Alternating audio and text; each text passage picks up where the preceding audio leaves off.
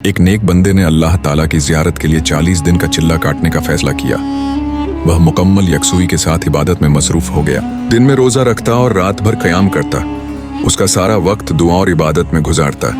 सारी रात अल्लाह पाक के सामने रोता रहता था। 36वीं रात को उसने एक गैबी आवाज सुनी जिसने कहा, शाम को तांबे के बाजार में फलां दुकान पर जाओ और अपनी मुराद पालो। वह वक्त से पहले बाजार पहुंच गया और तांबा साज की दुकान तलाश करने लगा।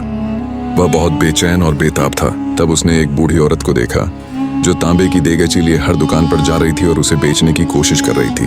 वह जिस तांबा साज को बर्तन दिखाती वह उसे तोल कर कहता कि 4 रियाल मिलेंगे, लेकिन बढ़िया 6 रियाल में बेचना चाहती थी। कोई भी तांबा साज 4 रियाल से ज्यादा देने को तैयार नहीं था।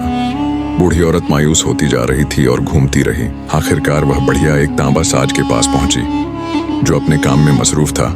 ये वही दुकान थी जिसका इल्हाम हुआ था। बढ़िया ने कहा, मैं ये बर्तन 6 रियाल में बेचना चाहती हूँ, क्या आप 6 रियाल देंगे? तांबा साज ने पूछा, सिर्फ 6 रियाल क्यों? बढ़िया ने दिल खोल कर बताया, मेरा बेटा बीमार है, हकीम ने नुस्खा लिखा है जिसकी कीमत 6 रियाल है, मेरे पास और कुछ नहीं। तांबा साज ने बर्तन उठाकर गौर से देखा और कहा, माँ ये बर्तन बहुत उम्दा और कीमती है, मैं 25 रियाल दूंगा।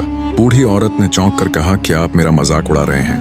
तांबा साज ने कहा, हरगज नहीं, मैं सच कह रहा हूँ। तांबा साज ने बढ़िया के हाथ में 25 रियाल रख दिए।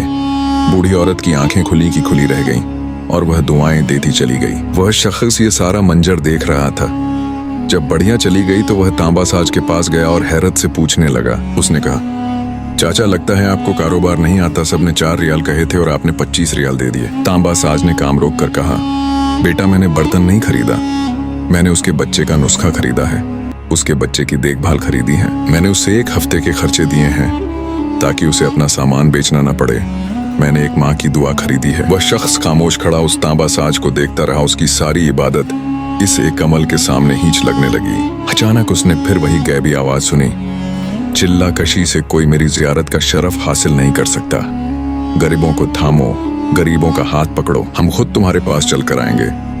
उससे समझ आ गई कि अल्लाह को खल्क की खिदमत पसंद है, खलवत निशनी नहीं। उसने तांबा साज के हाथ चूमने चाहा, लेकिन तांबा साज ने आजिज़ी से इनकार कर दिया। उसने कहा, यह तो अल्लाह की रजा के लिए था। वह बाजार से वापस जा रहा था। उसने देखा कि खुदा की रजा गलियों में है, लोगों की खिदमत में है, न कि तन्हाई में। ये कहानी सिखाती है कि अल्लाह को खल्क की खिदमत सबसे ज्यादा पसंद है। इबादत का हकीकी मकसद इंसानियत की खिदमत है, अलग थलग रहना नहीं। अल्लाह पाक हमें भी हदायत दे, हम भी अल्लाह के राह में चल पड़े। आमीन।